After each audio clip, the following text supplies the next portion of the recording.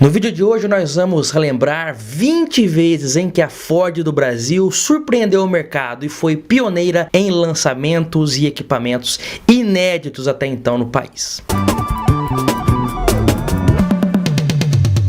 Olá amigos do canal PL, esse canal traz literatura automotiva, curiosidades, nostalgia pra você. Olha, até pouco tempo atrás, 2020, mais ou menos a mesma época que a Ford vazou do país, os documentos dos carros ainda eram emitidos em papel moeda, o CRLV, e também o recibo, o de compra e venda. Muita gente depois virou digital, e depois que virou digital, você imprime numa folha de papel sulfite. Isso aí facilitou, qualquer pessoa pode imprimir o documento até em casa. E muita gente equivocadamente diz que não é mais necessário o porte do documento. Na verdade, se você for parado numa fiscalização, é obrigatório sim a apresentação do CRLV. Se não tiver o físico em papel, você é obrigado a apresentar o digital. É aí que muita gente se confunde como emitir o documento digital para você ter no celular, mesmo que não tenha internet. Para isso eu queria mostrar para você esse aplicativo muito interessante que é o CRLV Digital. Você baixa ele através da loja de aplicativos ou esse QR Code que está aparecendo na tela. Baixando esse aplicativo, você vai entrar nele e através dele você consegue emitir o documento do seu carro. Lembrando que esse aplicativo ele não paga débitos do carro, né? Se o carro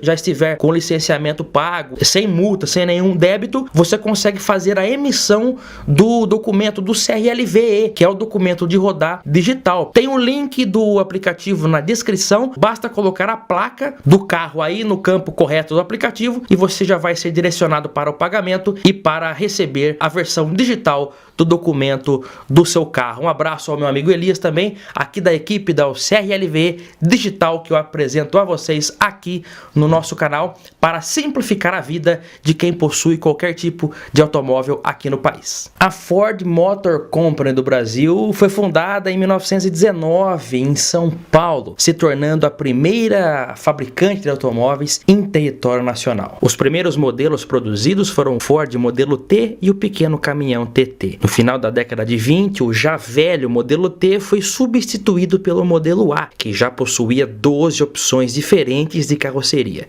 De maneira bem resumida, já no período da Segunda Guerra Mundial, a Ford passou a produzir vários mesmo, componentes para auxiliar no conflito e também ajudar países aliados. Depois desse período, a fábrica passou a montar veículos Ford norte-americanos e também de outras marcas como Mercury e Lincoln, além dos veículos comerciais leves e caminhões pesados. Quando completou 30 anos de Brasil, lá em 1949, a Ford já tinha montado mais de 200 mil carros no Brasil, mas ainda, como eu disse, como montadora. Em 1953, inaugurou a fábrica do Ipiranga com muito mais recursos. Foi nesse período que chegaram a importar kits CKD de algumas unidades do modelo Prefect, vindas da Inglaterra. Esses carros foram montados lá na fábrica do Ipiranga e vendidos no Brasil. Mas já que é pioneirismo que vocês querem, aliás, quem não viu o vídeo da Fiat, tá bem legal, vale a pena você ver. 30 vezes em que a Fiat surpreendeu o mercado, na playlist Sessão Nostalgia você confere. A Ford, começando com pioneirismo, como eu acabei de dizer, foi a primeira indústria, a primeira fábrica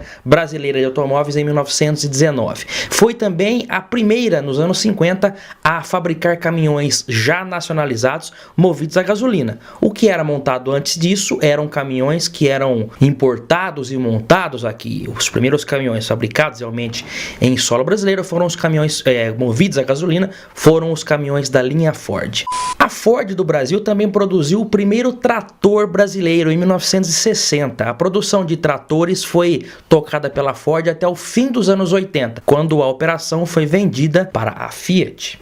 Primeiro carro nacional com direção hidráulica, o primeiro automóvel também lançado pela Ford, que foi o Ford Galaxy em 1967, um automóvel americano com padrões de acabamento e sofisticação até então nunca vistos na indústria brasileira. Falando nele, ele também foi o primeiro automóvel nacional com um câmbio automático, a versão mais luxuosa do Galaxy 500, que era o Ford LTD, lançado em 1969, o primeiro carro nacional então com transmissão automática sem pedal de embreagem, ou também hidramático, como chamavam os antigos. O primeiro carro nacional com tração dianteira, Ford Corcel, em 1968, um produto de origem Willys, que foi uma empresa, uma indústria brasileira, a Willys Overland, que a Ford comprou em 1967 e deu continuidade no projeto M, que a Willys já tinha dado início. Então, um carro de origem Renault, absorvido pela Ford do Brasil e se tornou então o primeiro, porque o Renault Gordini ainda usava tração e até o motor ficavam atrás.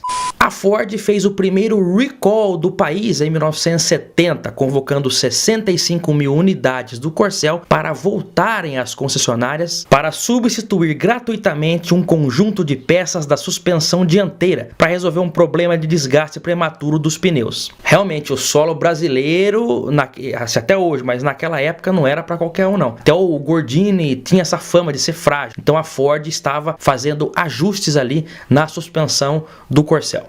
Esse não foi o primeiro do país, mas foi o primeiro Ford brasileiro, lançado no Brasil, a abolir o quebra-vento, Ford Maverick, em 1973.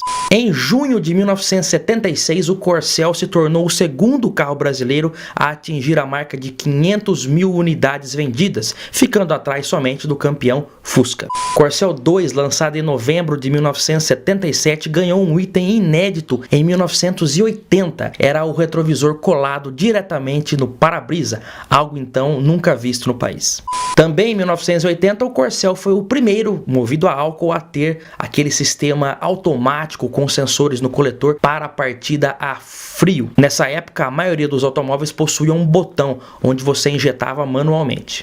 Falando em carro a álcool, o Ford Landau foi o primeiro com motor V8 movido a álcool lançado no Brasil. Inclusive, a primeira unidade foi dada de presente ao então presidente da República, João Figueiredo.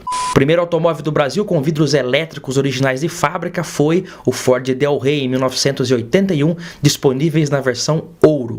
O Ford Pampa e Belina foram os primeiros carros com tração dianteira e tração 4x4 derivados de um carro de passeio no país. Escort conversível em 1985, o segundo carro brasileiro conversível derivado de um esportivo. Eu falo segundo porque o primeiro foi o Carmanguia, conversível lá dos anos 60, que foi fabricado em pouquíssimas unidades. O Escort conversível é visto por muitos como o primeiro, na verdade ele foi o segundo, mas merece estar na lista porque foi realmente uma ousadia na época oferecer um carro conversível original. Ele era fabricado em parceria com a Carmanguia, que por sinal era a mesma que fazia os Carmanguias também conversíveis nos anos 60. Ford Del Rey também foi o primeiro carro nacional a trazer de série o Brake Light. Ford F1000 em 1990, a primeira picape nacional com motor turbo, era o bom motor MWM a diesel. Escort XR3 em 1991 foi criada a série especial Fórmula, limitada a apenas 750 unidades. Foi o primeiro carro com assistência eletrônica de suspensão, um item inédito até então. O pequeno Ford Ka, com seus grandes faróis em 1997, foi o primeiro do país a ter faróis com superfície complexa e lentes de policarbonato. Primeira marca a oferecer airbag como opcional para toda a linha, inclusive as picapes.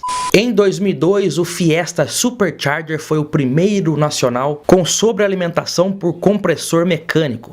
Lançado em 2003, o EcoSport foi o primeiro utilitário esportivo de fabricação nacional. Tiveram algumas coisas antes da indústria fora de série, mas o EcoSport deu início a uma indústria de SUVs urbanos que perdura até hoje. Ele foi o primeiro há 20 anos atrás e dizem, inclusive, algumas pessoas que a Ford só não foi embora antes do Brasil porque o EcoSport deu esse empurrão para que ela ficasse mais quase 20 anos. Então, realmente, o EcoSport ele foi o pioneiro nessa indústria. E todos esses pioneirismos que eu venho trazendo para vocês. A Ford realmente ficou acomodada em alguns momentos, mas também vale a pena mostrarmos e relembrarmos os momentos e inovações que ela trouxe ao mercado nacional. Eu espero vocês no próximo vídeo. Você vai estar aqui, né? Muita nostalgia aqui no canal PL. Um grande abraço e até lá. Tchau!